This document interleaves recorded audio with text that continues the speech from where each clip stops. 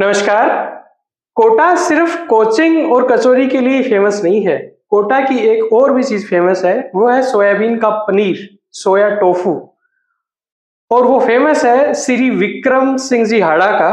आज मेरे साथ विक्रम सिंह जी हाड़ा हैं, इनसे जानेंगे कैसे ये सोयाबीन से सोया पनीर बनाते हैं, क्या कमाते हैं। कई लोग सोया पनीर का बिजनेस स्टार्ट करते हैं, कैसे वो फेल हो जाते हैं। इन सब बातों को बड़े डिटेल से जानेंगे। सर नमस्कार। नमस्कार।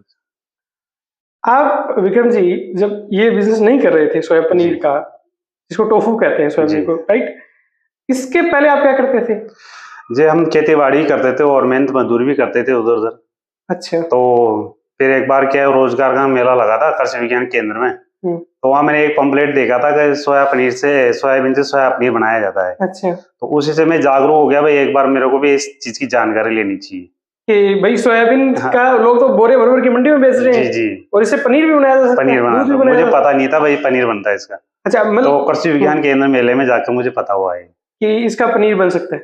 पनीर बन सकता तो है। फिर आपने कोई ट्रेनिंग ली? जी मैंने कृषि विज्ञान केंद्र से ट्रेनिंग ली थी। तो कितने साल हो गए आपको ये काम स्टार्ट? मुझे 13 साल हो गए इसमें। 13 साल से जी। ये एक शब्द में इसका मैं एक बात पूछना चाहूंगा आपको। हाँ। क्या ये प्रॉफिटेबल व्यवसाय है?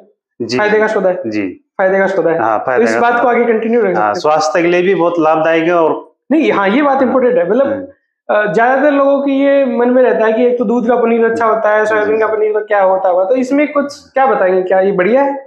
देखो इसमें प्रोटीन ज्यादा होता है सोया टोफू पनीर में। अच्छा। और फैट की मात्रा नहीं रहती इसमें। तो कोलेस्ट्रॉल तो अच्छा है जी।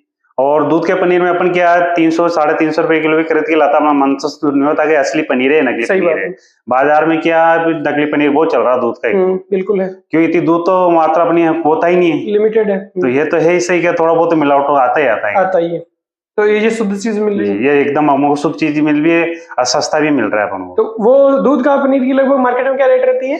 उसकी अपने 350 से 400 तक रहती है। कैसे? और इसकी क्या रेट रहती है? इसके 120 रुपए किलो। 120 रिटेल में 150 तक है। 150 तक मिल जाता है। मतलब आधा हो गया, आधा से भी कम, आधा से भी कम हो गया। तो ये ठीक है और स्वास्थ्य के लिए भी ठीक है। ठीक है। तो आपने जब आज के 13 साल पहले स्टार्ट किया जी, तो कितना इन्वेस्टमेंट करके स्टार्ट किया था? मैंने जी 2.5 लाख का इन्वेस्टमेंट किया था शुरू स्टार्टिंग में। 2.5 लाख रुपए का। और उसके बाद में आप वही कैपेसिटी का प्लांट, किस कैपेसिटी का प्लांट था आपका? वो हमारे 200 केजी पनीर बनाता था 12 घंटे के अंदर। और अभी 1000 किलो माल बनता है, जो हमारा प्लांट हो 12 लाख रुपए का है अभी। ठीक है। और अब आप डेली का लगभग कितना पनीर एवरेज जी कितना पनीर बनाते हो? रोज डेली का 250-300 चलता रहता है हमारा। 250-300 किलो। तो इसमें पनीर जैसे सोयाबीन की अपन 45-50 रुपए कीमत पकड़े जी जी सोयाबीन की, और उसमें कितना खर्चा हो जाता है जी 1 किलो पनीर बनाने के लिए? 80 रुपए किलो हमारी कॉस्ट बैठ जाती है, सब मिला 80 रुपए किलो आपकी कॉस्ट बैठ जाती है। फिर बाकी जिसमें लेबर सब लाइट सब खर्चे सब आएगा खर्चा। तो थोक में यदि आप 100 रुपए के आसपास बेचो तब आपके उसमें बचत दिखती है। जी जी। मतलब थोक में 100 रुपए तो कम से 100-125 रुपए। हाँ, हम 110-120 तक बेच देते हैं। 110-120 रुपए तक। रिटेल में 150 तक भी दे देते हैं। तो आपका मेन कस्टमर कौन सा है? मतलब किस कस्टमर को आप टारगेट करते हो?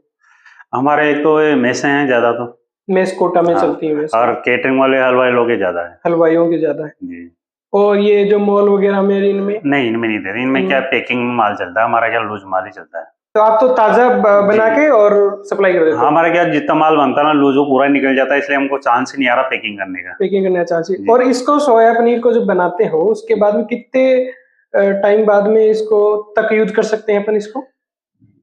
भले से 1 घंटे बाद ही यूज करो बनने के बाद। और कितने दिनों तक रख सकते हैं? 10 दिन तक। 10 दिन तक अपन रख सकते हैं। तो ये आम आदमी जैसे खरीद के वो अपनी फ्रिज में भी रख सकते हैं? हाँ, फ्रिज में रख सकते हैं। ओके।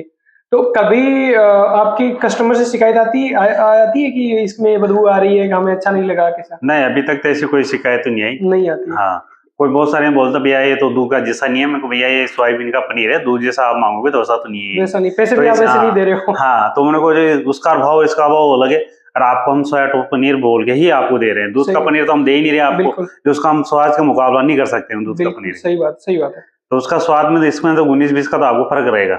हाँ, लेकिन आप ये कह सकते हो कि आधे पैसे में दे रहा हूँ और नकली शकली की गारंटी ले रहा हूँ। हाँ, मिलावट कुछ नहीं है, जो है वो शुद्ध चीज है आपके लिए।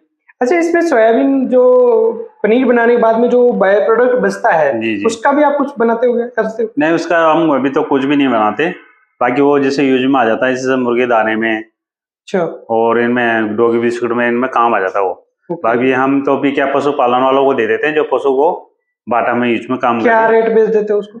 उसको हम दे रहे हैं 10 रुपए केजी के हिसाब से। 10 रुपए किलो।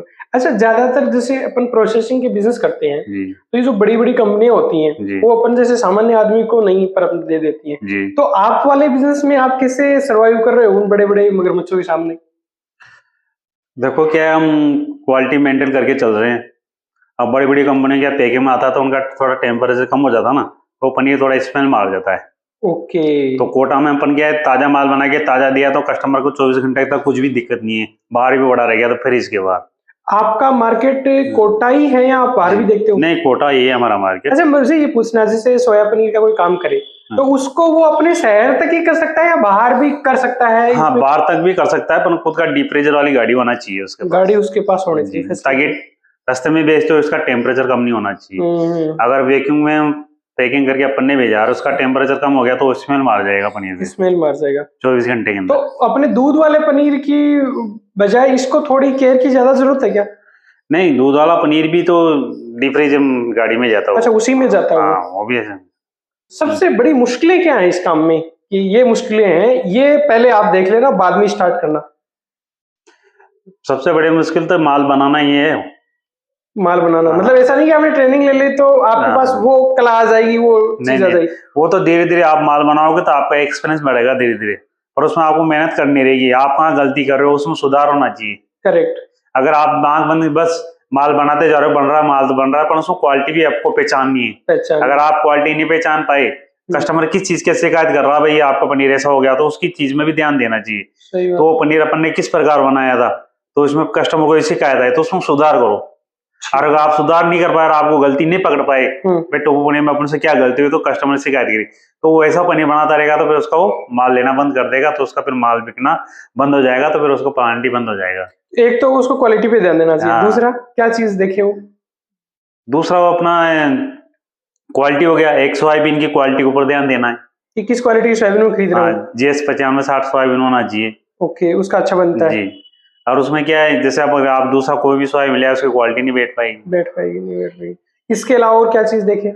इसके अलावा और पानी की मात्रा, जो अपन सोयाबीन को जो पिसाई करते हैं वो अनुपात सही होना चाहिए। वो मतलब टेक्निकल पार्ट है। मार्केटिंग वगैरह क्या है?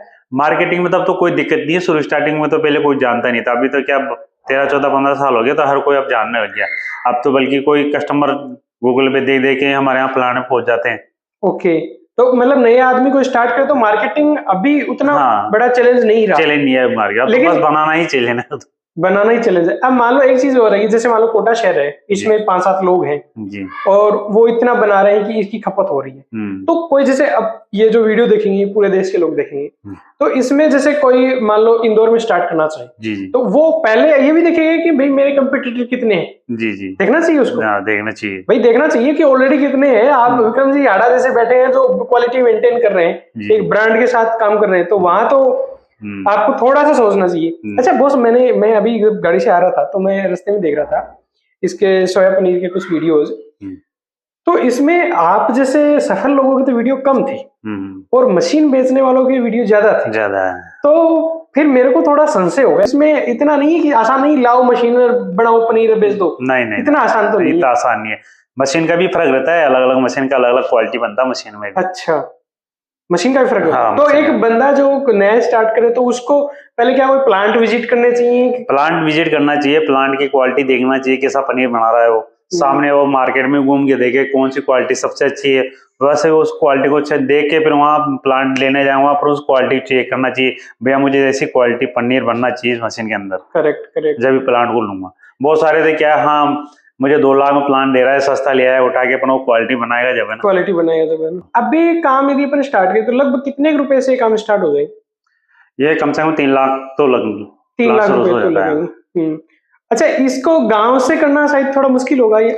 हाँ, गांव से क्या, गांव में मार्केट नहीं होता इसका, ज्यादा सिटी में मार्केट रहता है। फिर लाइट की और वो गांव में समस्या, इसमें तो लाइट भी चाहिए इसमें। तो इसमें मतलब बेसिक अपन चीजें माने तो एक तो प्लांट के लिए 3-1 लाख की तो मशीनरी चाहिए आपको, फिर लाइट का कनेक्शन, लाइट का कनेक्शन तो एक बार होना तो हो जाता है, वो हो जाता है। कोई 3 फेज की लाइट थोड़ी? नहीं कोई बात नहीं, सिंगल फेज से भी चल जाती है। सिंगल फेज से चल जाती है। जगह कितनी चाहिए? जगह 1000 स्क्वायर फुट बहुत है।